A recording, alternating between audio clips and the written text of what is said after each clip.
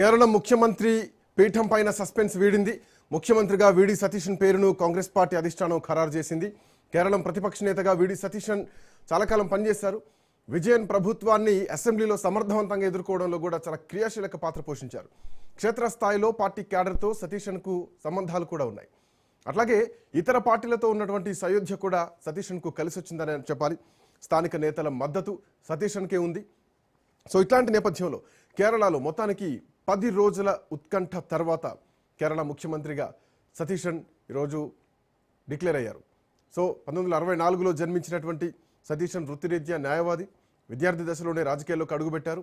పరవూరు నుంచి 6 సార్లు ఎమ్మెల్యేగా గెలిచారు. సతీశన్ ఎంపికపైన కాంగ్రెస్ సీనియర్ నేత రమేష్ చెన్నితల ఇప్పటికీ గురుగారే ఉన్నారు. అటు కేరళ రాజకీయాలు మొత్తం కాంగ్రెస్ పార్టీలకు అంతర్గత కలహం కూడా నడుస్తోంది. సో చెన్నమల ఆయన రమేష్ చెన్నమల తానే ముఖ్యమంత్రిగా ఉంటారని ఆశించారు. రాహుల్ గాంధీ కూడా సతీశన్ పేరు ప్రకటించేటువంటి ముందు మాట్లాడారు అన్నది కూడా, రమేష్తో మాట్లాడారన్నది కూడా ప్రధానమైనటువంటి అంశం. సో రమేష్ చెన్నితల్ ఇప్పుడు అలిగారా? కేసీ వేణుగోపాల్ సంతోషంగానే ఉన్నారా? ఒక కరెక్ట్ నిర్ణయం ఈరోజు కాంగ్రెస్ పార్టీ అధిష్టానం తీసుకుందా? ఒకవేళ వీడి సతీశన్ ముఖ్యమంత్రి కాకపోయేది ఉంటే కాంగ్రెస్ పార్టీ చాలా ఒక భయంకరమైనటువంటి రాజకీయాలని ఎదురు చూసేటువంటి పరిస్థితి ఉండేదా? మాట్లాడదాం. ప్రొఫెసర్ శేషు సార్ మనతో పాటు జాయిన్ అవుతున్నారు. శేషు సార్ నమస్తే. నమస్కారం. సో మొత్తానికి కాంగ్రెస్ పార్టీ నిర్ణయాన్ని ఎట్లా చూడాలి? ఎందుకంటే కేసీ వేణుగోపాల్కు మద్దతుగా ఆల్మోస్ట్ 40-50 మంది ఎమ్మెల్యేలు మద్దతు ఇచ్చారు. ఏకంగా పేర్లు కూడా వాళ్ళ పేర్లు ముందు కేసీఆర్ రాసి అధిష్టానానికి పంపించారు. ఇటు వీడి సతీశన్కు మహా అయితే ఒక 7-8 మంది ఎమ్మెల్యేల మద్దతే ఉంది. కాకపోతే ఈ వీడి సతీశన్ ఈరోజు ఎలా ముఖ్యమంత్రి అయ్యారు? కాంగ్రెస్ పార్టీ ఏ నిర్ణయం తీసుకుంది? కేసీ వేణుగోపాల్ని కాదని వీడి సతీశన్కి మొగ్గు చూపడానికి ఎట్లాంటి పరిణామాలు చోటు చేసుకున్నాయనుకోవచ్చు? శ్రీకాంత్, 5 రాష్ట్రాల ఎన్నికలు జరిగినాయి. 11 రోజుల అనిశ్చితికి తెరదించుతూ కేరళలో గెలిచినటువంటి కాంగ్రెస్ పార్టీ తన ముఖ్యమంత్రి అభ్యర్థిని ఎట్టకేలకు ప్రకటించింది. కేరళ ముఖ్యమంత్రి పదవి కోసం 3 పోటీ పడ్డారు. ఒకటి కాంగ్రెస్ పార్టీ జాతీయ ప్రధాన కార్యదర్శి, సంస్థాగత ఇన్ఛార్జి కేసీ వేణుగోపాల్. రెండవది ఇప్పుడు కేరళలో ప్రతిపక్ష నేతగా ఉన్నటువంటి విడి సతీశన్, అలాగే కాంగ్రెస్ పార్టీ సీనియర్ నాయకుడు రమేష్ చెన్నితల. 3 ముఖ్యమంత్రి అభ్యర్థిత్వం కోసం పోటీ పడ్డారు. ఇద్దరి మధ్య ప్రధానమైనటువంటి పోటీ జరిగింది. అయితే కాంగ్రెస్ పార్టీ సంప్రదాయం ఏముంటుంది?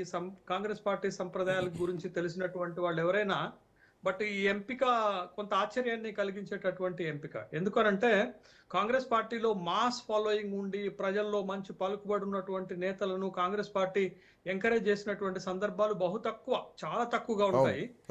బట్ ఇప్పుడు విడి సతీశన్ ని ముఖ్యమంత్రిగా ఎంపిక చేయడం కాంగ్రెస్ పార్టీ అత్యుత్తమ ఎంపికగానే భావించాలి. కాంగ్రెస్ పార్టీ సరైనటువంటి నిర్ణయం తీసుకున్నట్లుగానే భావించాలి. ఎందుకు అంటున్నానంటే ఇక్కడ 140 శాసనసభ నియోజకవర్గాలు ఉంటే మెజార్టీకి కావాల్సినటువంటివి 71. కానీ ఇక్కడ కూటములు ఉంటాయి. యూడిఎఫ్, ఎల్డిఎఫ్ కూటములు ఉంటాయి. ఏ పార్టీ కాకుండా కూటములు ఉంటాయి. ఈసారి యూడిఎఫ్ కి 102 శాసనసభ స్థానాలు గెలిస్తే యూడిఎఫ్ లో ప్రధాన భాగస్వామ్య పక్షమైనటువంటి కాంగ్రెస్ పార్టీ 63 శాసనసభ స్థానాలు గెలిచింది. వాస్తవానికి ప్రభుత్వాన్ని ఏర్పాటు చేయాలంటే ఒక సింగిల్ లార్జెస్ట్ పార్టీకి 71 స్థానాలు కావాలి. కానీ ఇక్కడ యూడిఎఫ్ గా ప్రభుత్వాన్ని ఏర్పాటు చేస్తుంది కాబట్టి సహజంగా కాంగ్రెస్ పార్టీ ఏం చేస్తుందంటే ఒక రాష్ట్రంలో గెలిచిన తర్వాత అక్కడ ముఖ్యమంత్రిని ఎంపిక చేయడానికి సీల్డ్ కవర్ ఒకప్పుడు వాడేది. సీల్డ్ కవర్ లో ముఖ్యమంత్రి అభ్యర్థిత్వాన్ని ప్రకటించేటటువంటి వాళ్ళు అధిష్టానం నిర్ణయం తీసుకునేది. బట్ దానికంటే ముందు జరిగేటటువంటి తంతు ఏంటంటే అధిష్టానం దూతలు, పరిశీలకులు ఆ రాష్ట్రాలకు వెళ్లి ఎమ్మెల్యేల అభిప్రాయాన్ని సర్వసాధారణంగా తీసుకుంటారు. ఎమ్మెల్యేల అభిప్రాయం ఒకటి ఉంటుంది, కాంగ్రెస్ పార్టీ నిర్ణయం తీసుకునేది ఒక విధంగా ఉంటుంది. ఇంకోటి ఏంటి అని అంటే ఈ అధిష్టానం దూతలుగా వెళ్ళినటువంటి వాళ్ళు అధిష్టానం యొక్క ఆలోచన కూడా ఎమ్మెల్యేల ముందు పెడితే వాళ్ళు కాదనలేనటువంటి వాస్తవంగా అధిష్టానం నిర్ణయించినటువంటి వాళ్ళని ఎంపిక చేసేవాళ్ళే. కేరళలో కూడా అదే జరిగింది శ్రీకాంత్. ఇప్పుడు మీరు అన్నారు కదా కేసీ వేణుగోపాల్ కి 40 పైగా ఎమ్మెల్యేల మద్దతు ఉందంటే లేదు. ఈ కేరళకి అధిష్టానం పరిశీలకులుగా వెళ్ళింది అజయ్ మాకెన్ వెళ్ళాడు. అజయ్ మాకెన్ ఎవరు? ఢిల్లీకి సంబంధించినటువంటి ఒక నేత, ఢిల్లీ పిసిసి అధ్యక్షుడిగా చేసినటువంటి ఒక నేత, కాంగ్రెస్ పార్టీకి గాంధీ కుటుంబానికి మోస్ట్ లాయలిస్ట్.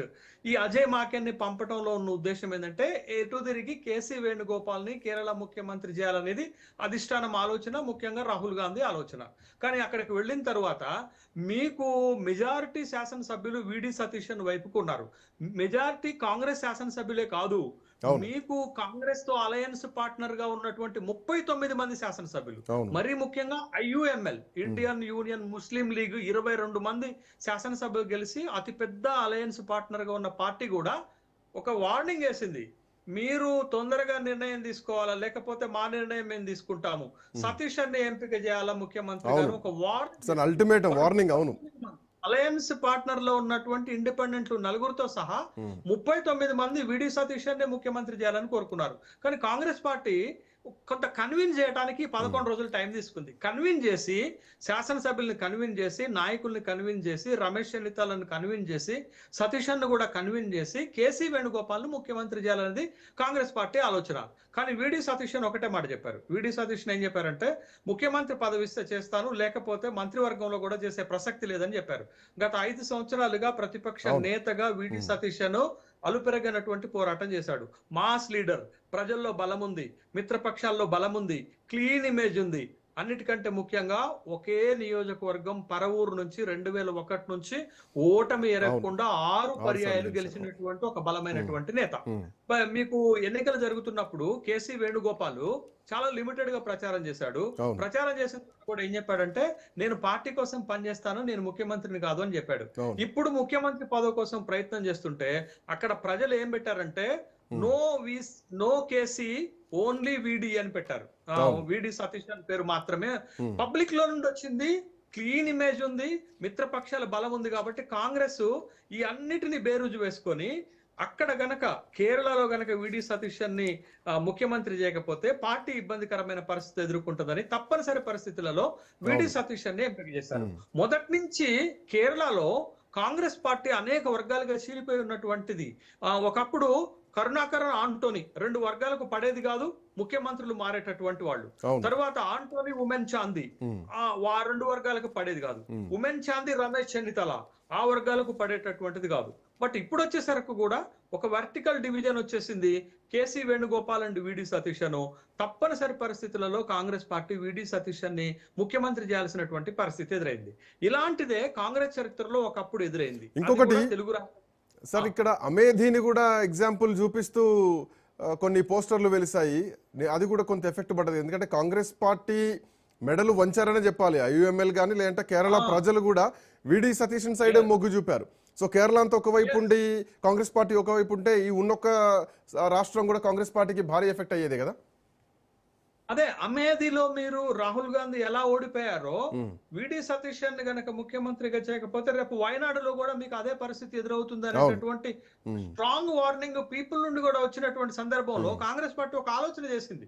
ఇప్పుడు ఉన్నటువంటి పరిస్థితులలో మనం సరైనటువంటి నిర్ణయాలు తీసుకోకపోతే, సరైనటువంటి ఎంపిక చేయకపోతే మళ్ళీ మనం గెలిచేటటువంటి అవకాశాలు లేవు అనేటటువంటి ఒక ఆలోచన వచ్చింది. అయితే మొదటి నుంచి కాంగ్రెస్ సంస్కృతి ఎలా ఉంటదంటే, రాత్రికి రాత్రే ముఖ్యమంత్రులు మార్చేస్తారు. ముఖ్యమంత్రులు ఎంపికలోను, ముఖ్యమంత్రుల తొలగింపులోను సడన్ గా నిర్ణయాలు తీసుకుంటారు, ప్రజలకు వ్యతిరేకమైనటువంటి నిర్ణయాలు తీసుకుంటారు. పార్టీలో బలమైనటువంటి నేతలను కూడా ఎంకరేజ్ చేసినటువంటి సందర్భం చూడరు. మీకు ఒక గతంలో జరిగిన ఒక సంఘటన చెప్తాను శ్రీకాంత్. 2004లో కాంగ్రెస్ పార్టీ తెలంగాణలో ఉమ్మడి ఆంధ్రప్రదేశ్ లో అధికారంలోకి వచ్చింది. అధిష్టానం నుంచి వచ్చినటువంటి దూతలు కూడా రాజశేఖర్ రెడ్డిని ముఖ్యమంత్రి చేయాలని కోరుకోలేదు, వేరే వాళ్ళని ముఖ్యమంత్రి చేయాలనుకున్నారు. కానీ గెలిచినటువంటి ఎమ్మెల్యేల్లో 140కి పైగా రాజశేఖర రెడ్డిని ముఖ్యమంత్రి చేయాలని గట్టిగా పట్టుబడితే కాంగ్రెస్ పార్టీకి గత్యంతరం లేని పరిస్థితులలో రాజశేఖర రెడ్డిని ముఖ్యమంత్రి చేశారు. 2004లో రాజశేఖర రెడ్డిని ముఖ్యమంత్రి చేయటం వల్లనే 2009లో మళ్ళా కాంగ్రెస్ పార్టీ అధికారంలోకి వచ్చింది. 2 సార్లు ఉమ్మడి ఆంధ్రప్రదేశ్ ఇచ్చిన మద్దతుతోటే 2004, 2009లో కేంద్రంలో కాంగ్రెస్ పార్టీ యూడి అధికారంలోకి రాగలిగింది అనేటటువంటి విషయాన్ని మనం గమనించాలి. ఎన్డీఏకి వ్యతిరేకంగా యూడీఏకి వచ్చినటువంటిది. అయితే మీకు 89 ఒకసారి పరిశీలన చేయండి.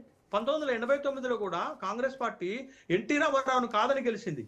89లో గెలిచినటువంటి చెన్నారెడ్డిని మార్చారు, తర్వాత వచ్చినటువంటి నేదురుమల్లి జనార్దన్ రెడ్డిని మార్చారు, తర్వాత కోట్ల విజయభాస్కర్ రెడ్డిని తీసుకొచ్చారు. అంటే ఒక 5 years లో 3 ముఖ్యమంత్రులు మార్చారు.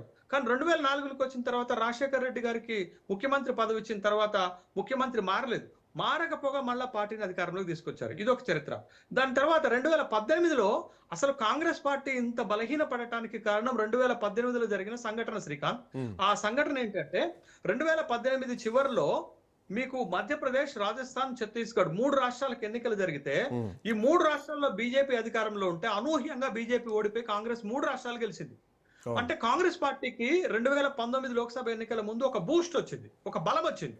ఆ బలాన్ని కాంగ్రెస్ పార్టీ సర్వనాశనం చేసుకుంది, చేజేతులా పోగొట్టుకుంది. ఏం చేశారంటే మధ్యప్రదేశ్ లో అధికారంలోకి తీసుకొచ్చింది జ్యోతిరాదిత్య సింధియా అని అయితే కమల్నాథ్ని ముఖ్యమంత్రి చేశారు. రాజస్థాన్ లో పిసిసి అధ్యక్షుడిగా పార్టీని అధికారంలోకి తీసుకొచ్చింది సచిన్ పైలట్ అయితే ఉమ్, అశోక్ గెహ్లట్ ని ముఖ్యమంత్రి చేశారు. ఛత్తీస్గఢ్ లో భూపేష్ బఘేల్ ని ముఖ్యమంత్రి చేశారు. అయితే 2018 చివరిలో వీళ్ళు అధికారంలోకి వస్తే 2019 లోక్సభ ఎన్నికలు జరిగితే మొత్తం 3 రాష్ట్రాల్లో 65 లోక్సభ స్థానాలు ఉంటే కాంగ్రెస్ గెలిచింది 4.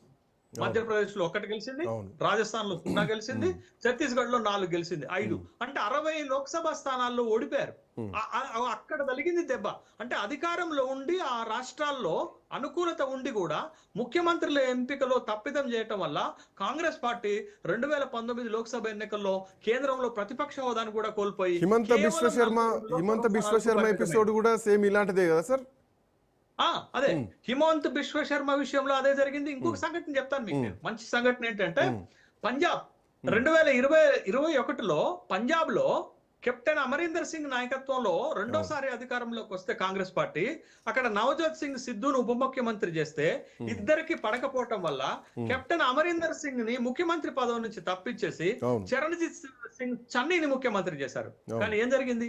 2022లో కాంగ్రెస్ పార్టీ పంజాబ్ లో దారుణ ఓటమి ఎదురైనటువంటి సంఘటన మనం చూసాం 2022లో. అంటే కాంగ్రెస్ పార్టీ తన ముఖ్యమంత్రుల ఎంపికలో సరైనటువంటి ప్రామాణికాలు పద్ధతులు పాటించకపోవటం వల్ల, బలమైనటువంటి నాయకులను ముఖ్యమంత్రి పదవులకు ఎంపిక చేయకపోవటం వల్ల, తొలగించటం వల్ల ఆయా రాష్ట్రాల్లో కాంగ్రెస్ ఘోరాతి ఘోరమైనటువంటి పరిస్థితికి నెట్టివేయబడింది. ఇవాళ పంజాబ్ లో కాంగ్రెస్ పరిస్థితి ఏంటండి? అవును. రేపు పొద్దున ఎన్నికలు జరిగితే 27లో 3వ స్థానానికి పోయేటటువంటి అవకాశాలు మనకు కనపడుతున్నాయి. ఒకసారి వరుసన గెలిచినటువంటి పంజాబ్ లో ఇవాళ ఆ పరిస్థితి ఎందుకు వచ్చింది అనేటటువంటి ఒక ప్రశ్న కాంగ్రెస్ పార్టీ వేసుకోవాల్సినటువంటి అవసరం ఉంది కదా. కెప్టెన్ అమరీందర్ సింగ్ చాలా బలమైనటువంటి నేత, కానీ అతన్ని మెడబట్టి బయటకు గెంటేసినటువంటి సందర్భాన్ని మనం చూసాం కదా. అదే సేమ్ సీన్ రంగస్వామి విషయంలో కూడా సేమ్ సీన్ జరిగింది సార్ కదా సార్, పుదుచ్చేరిలో కూడా అదే వైద్యలింగము నారాయణ స్వామిని ముఖ్యమంత్రి చేయడానికి. ఈ నారాయణ స్వామి ప్రజల్లో బలం లేనటువంటి వ్యక్తి, కాంగ్రెస్ పార్టీకి గాంధీ కుటుంబానికి లాయలిస్ట్ అని నారాయణ స్వామిని ముఖ్యమంత్రి చేసే క్రమంలో రంగస్వామిని ఇగ్నోర్ చేయటం వల్ల రంగస్వామి కాంగ్రెస్ పార్టీ మీద ఉన్నటువంటి ప్రేమను చంపుకోలేక ఎన్ఆర్ కాంగ్రెస్ అని పేరు పెట్టుకున్నాడు. ఇలా ఎన్ఆర్ కాంగ్రెస్ తోటి 5 సార్లు ముఖ్యమంత్రిగా పుదుచ్చేరిలో ప్రమాణ స్వీకారం చేసినటువంటి సందర్భం ఉంది. హిమంత బిశ్వ శర్మ కావచ్చు, రంగస్వామి కావచ్చు, మమతా బెనర్జీ కావచ్చు, ఇట్లాంటి ఒక బలమైనటువంటి లీడర్స్ ని కాంగ్రెస్ పార్టీ, శరద్ పవార్ ని కావచ్చు, ఇట్లాంటి ఒక బలమైనటువంటి లీడర్లని, ఈవెన్ దో మీకు జగన్మోహన్ రెడ్డి విషయంలో కూడా జరిగింది అదే కదా. ఆనాడు బలం లేనటువంటి కిరణ్ కుమార్ రెడ్డిని, బలం ఉన్నటువంటి జగన్మోహన్ రెడ్డిని వదిలేసి బలం లేనటువంటి కిరణ్ కుమార్ రెడ్డిని ముఖ్యమంత్రి చేయటం వల్ల రాష్ట్ర విభజనతో పాటు కాంగ్రెస్ పార్టీ 2 రాష్ట్రాల్లో కూడా ఏ స్థాయిలో దిగజారిపోయిందో మనం చూసాం. మళ్ళా రేవంత్ రెడ్డి వచ్చేదాకా కాంగ్రెస్ పార్టీని తెలంగాణలో గెలిపించిన నాయకుడే లేకుండా పోయారు. ఇక ఇటీవల జరిగిన 2 సంఘటనలు చెప్తాను. 2023లో మన పక్కన ఉన్నటువంటి కర్ణాటకలో కాంగ్రెస్ పార్టీ గెలిచింది. 2023 కంటే ముందు 2022లో హిమాచల్ ప్రదేశ్ లో కాంగ్రెస్ పార్టీ గెలిచింది. కాంగ్రెస్ పార్టీని అక్కడ గెలిపించింది ప్రతిభా సింగ్, వీరభద్ర సింగ్ భార్య ప్రతిభా సింగ్ గెలిపించింది, ఏది పిసిసి అధ్యక్షురాలుగా. కానీ ప్రియాంక గాంధీ జోక్యం చేసుకొని ప్రతిభా సింగ్ ని ముఖ్యమంత్రి కాకుండా సుక్కుని ముఖ్యమంత్రి చేయటం వల్ల, సుఖ్వీందర్ సింగ్ సుక్కుని ముఖ్యమంత్రి చేయటం వల్ల ఆయన నెక్స్ట్ జరిగిన 2024 లోక్సభ ఎన్నికల్లో హిమాచల్ ప్రదేశ్ లో 4 లోక్సభ స్థానాలు ఉంటే కాంగ్రెస్ పార్టీ 4 గోలుపై 0కి పరిమితమైంది. సుఖ్వీందర్ సింగ్ సుక్కు ఒక అసమర్థమైనటువంటి ముఖ్యమంత్రిగా మిగిలిపోయాడు. ఇవాళ రేపు ఎన్నికలు జరిగితే హిమాచల్ ప్రదేశ్ లో మళ్ళా కాంగ్రెస్ గెలిచేటటువంటి అవకాశం లేకుండా పోయింది. 2023లో కర్ణాటకలో మీకు పిసిసి అధ్యక్షుడిగా ఉన్నటువంటి డికే శివకుమార్ పార్టీని గెలిపిస్తే సిద్ధరామయ్యని ముఖ్యమంత్రి చేస్తే ఇవాళ రాష్ట్రంలో జరుగుతున్నటువంటి పరిణామం, ముఖ్యమంత్రులు షేరింగ్ ముఖ్యమంత్రి 2.5 ఏళ్ళు అంటే ఇక్కడ ఎట్లాంటి పరిణామాలు ఉంటాయి? ఇక్కడ అంటే కేసీ వేణుగోపాలే ఫస్ట్ రాహుల్ గాంధీ దృష్టిలో ఉన్నటువంటి పర్సన్. కేసీ వేణుగోపాల్ ముఖ్యమంత్రి అవుతారు అనుకున్నారు, బట్ ఇక్కడ తిరగబడ్డారు. పార్టీ తిరగబడ్డది, రాష్ట్రం తిరగబడ్డది. రాష్ట్రంలో ఉన్నటువంటి అన్ని పార్టీలు తిరగబడితేనే ఈరోజు విడి సతీశన్ ముఖ్యమంత్రి అయ్యారు. బట్ అంటే ఈ పరిస్థితుల్లో ఎట్లా చూడొచ్చు కేసీ వేణుగోపాల్ నిర్ణయాన్ని ఒకవేళ తీసుకుంటే కనుక ఖచ్చితంగా కాంగ్రెస్ పార్టీకి భారీ నష్టమే కదా, ఈవెన్ ఇండియా కూటమి కూడా నష్టపోయేటువంటి పరిణామమే కదా. కేసీ వేణుగోపాల్ను గనక ముఖ్యమంత్రి చేసి ఉంటే కేరళలో ఇప్పుడున్నటువంటి బలం కాంగ్రెస్ పార్టీ కోల్పోయేది ఒకటైతే, రెండోది మిత్రపక్షాల యొక్క అభిప్రాయాలను పరిగణలోకి తీసుకోకుండా కేసీ వేణుగోపాల్ని ముఖ్యమంత్రిగా తీసుకొని ఉంటే అది యూడిఎఫ్ లో కూడా ఇబ్బందికరమైనటువంటి పరిస్థితులు వచ్చేవే. ఇప్పుడు ఈ మొత్తం భారతదేశంలో కాంగ్రెస్ పార్టీ 4 రాష్ట్రాలు అధికారంలో ఉంటే 3 రాష్ట్రాలు అటు హిమాచల్ ప్రదేశ్, కర్ణాటక, ఆంధ్రప్రదేశ్ లో ఇప్పుడు కాంగ్రెస్ పార్టీ ట్రబుల్స్ ఎదుర్కొంటుంది. కొత్తగా యూడిఎఫ్ మంచి మెజార్టీ తోటి కేరళలో అధికారంలోకి వచ్చింది కాబట్టి మళ్ళీ 2031 వరకు ఈ రాష్ట్రంలో కాంగ్రెస్ పార్టీ అధికారంలో ఉండేటటువంటి అవకాశాలు ఉన్నాయి కాబట్టి అప్పటి వరకు కాంగ్రెస్ పార్టీని బతికించాల్సింది, కాంగ్రెస్ పార్టీని బలంగా ఉంచాల్సినటువంటి రాష్ట్రం కేరళ అవుతుంది. మీకు 2027లో పంజాబ్ లో ఎన్నికలు జరగబోతున్నాయి. కాంగ్రెస్ పరిస్థితి ఏందో మనం చూస్తున్నాం. గుజరాత్ లో ఎన్నికలు ఇటీవల జరిగినటువంటి లోకల్ బాడీ ఎన్నికల్లో దాని పరిస్థితి ఏందో చూసాం. యూపీలో ఎన్నికలు జరగబోతున్నాయి. యూపీలో అసలు ఎన్నడో కాంగ్రెస్ పార్టీని మర్చిపోయినటువంటి ప్రజలు అక్కడ ఉన్నారు. రాయ్బరేలీ, అమేథీలో కాంగ్రెస్ పార్టీ గెలుస్తున్నప్పుడు కూడా ఎస్పీతో పొత్తు పెట్టుకోవటం వల్ల ఒక 8 లోక్సభ స్థానాలు గెలవగలిగింది తప్ప ఎస్పీతో పొత్తు లేనప్పుడు అమేథీలో కూడా పార్టీ ఓడిపోయింది. రాహుల్ గాంధీ కూడా ఓడిపోయినటువంటి సందర్భాన్ని మనం చూసాం. కాబట్టి మళ్ళా 2029 నాటికి కాంగ్రెస్ పార్టీ ఇవాళ కేరళలో 20 లోక్సభ స్థానాలు ఉన్నాయి. 20 లోక్సభ స్థానాల్ని యూడిఎఫ్ కూటమి గెలవగలిగింది అని అంటే ఆ బలాన్ని మళ్ళీ నిలుపుకోవాలి అంటే కేసీ వేణుగోపాల్ లాంటి వాళ్ళని తీసుకొస్తే కుదరదు. అక్కడ ఖచ్చితంగా విడి సతీశన్ లాంటి ఒక బలమైనటువంటి నేతను పెడితేనే ఆ పార్టీ అక్కడ బలంగా నిలవగలుగుతుంది అనేటటువంటి అంశాన్ని మనం గుర్తుపెట్టుకోవాలా. కానీ ఏది ఏమైనప్పటికీ కేసీ వేణుగోపాల్ తర్వాత 2 పేర్లు ప్రధానంగా వినిపించాయి. ఒకటి విడి సతీశన్, 2 రమేష్ చెన్నితల. సో రమేష్ చెన్నితల వైపు కూడా ఆయన కూడా పార్టీ క్రియాశీలకమైనటువంటి వ్యక్తే. సో ఆయనకు కూడా కొంతమంది ఎమ్మెల్యేల మద్దతు ఉంది. బట్ ఇప్పుడు అంతర్గతంగా ఈవెన్ మధ్యాహ్నం నుంచి రమేష్ చెన్నితల అసలు రెస్పాండ్ అవ్వట్లేదు, ఆయన దూరంగా ఉన్నారు, సో ఎవరికి రెస్పాండ్ కావట్లేదు, ఆయన అసలు లేరు రాష్ట్రంలో అన్నటువంటి వార్తలు కూడా కొన్ని వినిపిస్తున్నాయి. సో ఇప్పుడు నెక్స్ట్ పరిణామాలని ఎట్లా చూడొచ్చు? పాయింట్ నెంబర్ 1 అయితే కనుక కాంగ్రెస్ పార్టీ తన ఆలోచన విధానాల్ని మార్చుకుంటుందా? ఇక జరిగిన నష్టాన్ని కేరళ నుంచి కొంత నష్టం నివారణ చర్యలు చేపట్టిందనుకోవచ్చా? శ్రీకాంత్, ముగ్గురు పోటీ పడ్డప్పుడు ఒకళ్ళని ఎంపిక చేస్తే సహజంగా మిగతా ఇద్దరు కొంత అసంతృప్తికి లోనయ్యేటటువంటి అవకాశం ఉంటుంది. కేసీ వేణుగోపాల్ కాంగ్రెస్ పార్టీలో చాలా కీలకమైనటువంటి వ్యక్తి, సంస్థాగత ఇన్ఛార్జిగా ఉన్నారు. తర్వాత జాతీయ కాంగ్రెస్ ని ఒక విధంగా కీలకంగా నడిపిస్తున్నటువంటి వ్యక్తి కూడా కేసీ వేణుగోపాల్ కాబట్టి కేసీ వేణుగోపాల్ అసంతృప్తి వ్యక్తం చేసేటటువంటి అవకాశం లేదు. ఇక మిగిలినటువంటి రమేష్ చెన్నితల కొంత అసంతృప్తిగా ఉన్నట్టుగా వార్తలు వస్తున్నాయి. అసంతృప్తిని ఖచ్చితంగా వ్యక్తం చేస్తారు. కానీ రమేష్ చెన్నితల ఒక సీనియర్ నాయకుడు. అక్కడ 2021 వరకు రమేష్ చెన్నితాలనే ప్రతిపక్ష నాయకుడిగా ఉన్నారు. కానీ 2021లో పార్టీని గెలిపించలేకపోయారు కదా. కేవలం 47 శాసనసభ స్థానాలు మాత్రమే గెలవటం వల్ల, కాంగ్రెస్ ని గెలిపించలేకపోవటం వల్ల రమేష్ చెన్నితాలకు ప్రతిపక్ష నేత హోదా కూడా ఇవ్వకుండా విడి సతీశన్ కే 2021లో ప్రతిపక్ష నేత హోదా ఇచ్చినటువంటి సందర్భాన్ని మనం చూసాం. అయితే రమేష్ చెన్నితాల చాలా సీనియర్ నాయకుడు, అనేకమైనటువంటి పదవులు చేశారు. ఆ రాష్ట్ర కాంగ్రెస్ పార్టీ అధ్యక్ష పదవి చేశారు, ప్రతిపక్ష నాయకుడిగా చేశారు, మంత్రిగా చేశారు, యువజన కాంగ్రెస్ నేతగా చేశారు, చాలా సీనియర్ అయినప్పటికీ కూడా. బట్ ఇప్పుడు రమేష్ చెన్నితాలకు పార్టీలో పెద్దగా మద్దతు లేదు. ఎమ్మెల్యేల్లో కొంతమంది లెస్ దాన్ 10 ఎమ్మెల్యేల మద్దతు ఉంటే ఉండొచ్చు కాక కానీ బట్ అంత పవర్ఫుల్ కాదు. ఇప్పుడు రమేష్ చెన్నితాల గతంలో ఉన్నటువంటి పవర్ఫుల్ లేదు. రమేష్ చెన్నితాలకు మద్దతు ఇచ్చేటటువంటి వాళ్ళు కూడా పెద్దగా లేరు. కానీ ఒక సీనియర్ నాయకుడిగా చివరి అంకంలో ఉన్నాను, 69 ఏళ్ల వయసుకు వచ్చాను, నాకు ఇది చివరి అవకాశం అవుతుంది, చివరి ఎన్నికలు అవుతాయి కాబట్టి నాకు అవకాశం ఇవ్వాలని ఒక క్లెయిమ్ చేసినటువంటి సందర్భంలో. కానీ ముగ్గురు పోటీ పడ్డప్పటికి కూడా ఇద్దరి మధ్యనే ప్రధాన పోటీ జరిగింది. రమేష్ చెన్నితాల 3వ స్థానానికే పరిమితమయ్యారు. కేసీ వేణుగోపాల్ కాదు అని అన్నారంటే విడి సతీశన్ కే అవకాశం దక్కింది కాబట్టి. బట్ ఇప్పుడున్నటువంటి నిర్ణయంలో కాంగ్రెస్ ఒక అత్యుత్తమైనటువంటి నిర్ణయం తీసుకున్నది. విడి సతీశన్ కాంగ్రెస్ పార్టీకి కేరళలో బలంగా మారతారనేటటువంటిది సందేహం లేదు. ఏదో చిన్న అసంతృప్తులు ఉంటే అది భవిష్యత్తులో సద్దుమణిగేటటువంటి అవకాశాలు ఉంటాయి. కాబట్టి ఎట్టకేలకు కాంగ్రెస్ పార్టీ ముఖ్యమంత్రిని ఎంపిక చేసుకోవడంలో కొంత సక్సెస్ అయిందని నేను భావిస్తున్నాను.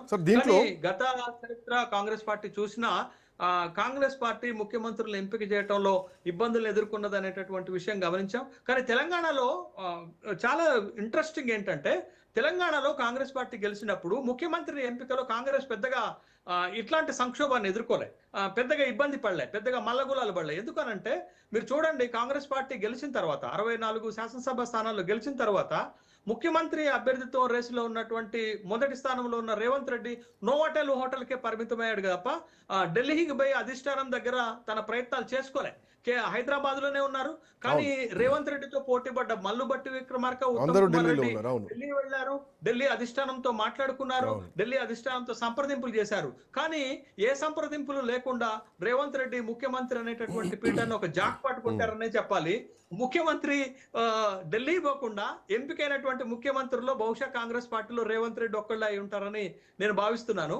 అయితే రేవంత్ రెడ్డి కూడా కాంగ్రెస్ పార్టీ పెట్టిన నమ్మకాన్ని నిలబెట్టలేకపోయాడు. ఎందుకు నిలబెట్టలేకపోయాడనంటే, మీకు రేవంత్ రెడ్డిని ముఖ్యమంత్రిగా చేస్తే తర్వాత వచ్చినటువంటి 2024 లోక్సభ ఎన్నికల్లో కాంగ్రెస్ పార్టీ పెద్ద పెర్ఫార్మెన్స్ చేయలేకపోయింది. 17 లోక్సభ స్థానాలు ఉంటే ఒకటి ఎంఐఎం గెలిస్తే కాంగ్రెస్ 8 గెలిచింది, బీజేపీ 8 గెలిచింది. అంటే కాంగ్రెస్ అధికారంలో ఉండి కూడా మెజారిటీ లోక్సభ స్థానాలను గెలిపించడంలో ముఖ్యమంత్రి రేవంత్ రెడ్డి కూడా ఫెయిల్ అయినటువంటి సందర్భం ఇక్కడ కనపడింది. దీంట్లో రెండు అంశాలు. ఒకటి, కాంగ్రెస్ పార్టీ ఆలోచన కొంచెం లేటుగా నిర్ణయం తీసుకున్నా కానీ సరైన నిర్ణయం తీసుకుంది వీడి సతీష్ విషయంలో. పాయింట్ నెంబర్ 1, ఒకవేళ ఆ నిర్ణయం తీసుకోకుండా కాంగ్రెస్ పాత పద్ధతిలోనే ఉంటే గనక, కేసీ వేణుగోపాల్ని ముఖ్యమంత్రి చేసే ఉంటే కనుక కొంత రాజకీయ పరిణామాలు మారేది కదా ఈక్వేషన్స్. ఎందుకంటే అక్కడ 2 స్థానాలకు ఉప ఎన్నిక వచ్చేది. ఒకటి అసెంబ్లీ స్థానం, ఆయన అసెంబ్లీ నియోజకవర్గంలో ఎన్నికల్లో పోటీ చేయలేదు. ఇంకోటి అలప్పుజ నుంచి ఎంపీగా ఉన్నారు. సో 2 స్థానాలకు ఉప ఎన్నిక వస్తే ఇది బీజేపీ దీన్ని కొంత అడ్వాంటేజ్ తీసుకునేటువంటి ప్రమాదం కూడా ఏర్పడేది కదా. శ్రీకాంత్, కేసీ వేణుగోపాల్ ఎంపీగా ఉండటం ఒకటైతే, గతంలో ఎంపీగా ఉన్నటువంటి వాళ్ళని కూడా ముఖ్యమంత్రులు చేసినటువంటి సందర్భాలను మనం చూసాం. బీజేపీలో చేశారు, కాంగ్రెస్ పార్టీలో చేశారు అనేటటువంటి విషయం మనకి చాలా అనేక. కాంగ్రెస్ లో ఒక సిద్ధాంతం ఉంది కదా, లోక్సభలో ఉన్న వాళ్ళు అసెంబ్లీలో పోటీ చేయొద్దు అన్నటువంటి సిద్ధాంతం కాంగ్రెస్ పార్టీలో ఉంది కదా.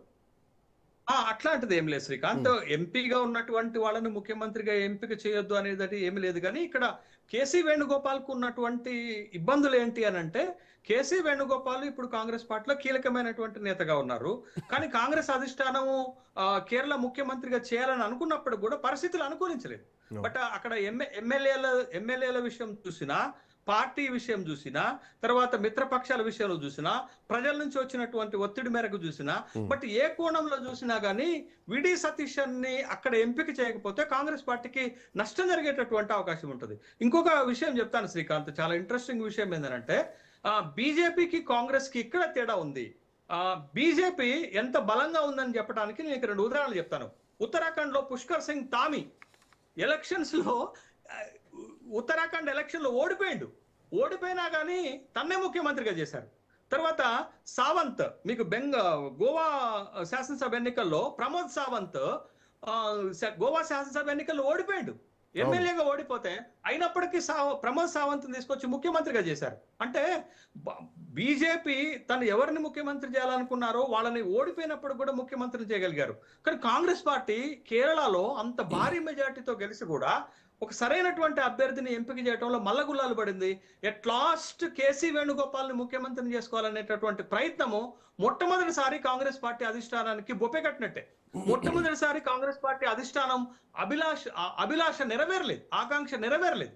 వాస్తవంగా అన్ని దారులు వెతుక్కుంది, అన్ని రకాల ప్రయత్నాలు చేసింది కేసీ వేణుగోపాల్ ని ముఖ్యమంత్రి చేయడానికి. బట్ అక్కడ పరిస్థితి ప్రతిదీ కేసీ వేణుగోపాల్ కి వ్యతిరేకంగా వచ్చింది. విడి సతీష్ కు అనుకూలమైనటువంటి వాతావరణం వచ్చింది.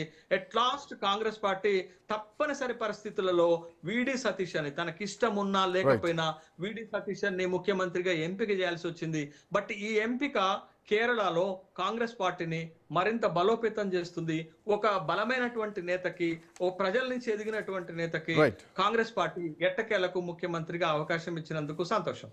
Thank you sir, thanks for joining. So మొత్తానికి ఒక బలమైనటువంటి నేతకు, కేరళ ప్రజలు అనుకున్నటువంటి నేతకే, అక్కడటువంటి కూటమి ఎమ్మెల్యేలు చేసినటువంటి డిమాండ్ మేరకు కేరళ ప్రజలు కూడా ఖచ్చితంగా ఒకవేళ సతీష్ను ముఖ్యమంత్రి చేయకపోతే కనుక ఇక మీకు మరొక వాయనాడ్ వదులుకోవాల్సిందే, కేరళను వదులుకోవాల్సిందే, మరొక అమేధి అయిందన్నటువంటి పోస్టర్లు కూడా కాంగ్రెస్ పార్టీని కొంత కలవరపెట్టిందని చెప్పాలి. ఏదేమైనా కానీ చివరిగా కాంగ్రెస్ పార్టీ చాలా కాలం తర్వాత ఒక సరైన నిర్ణయం తీసుకుంది విడి సతీష్ని ముఖ్యమంత్రిగా చేయడంలో.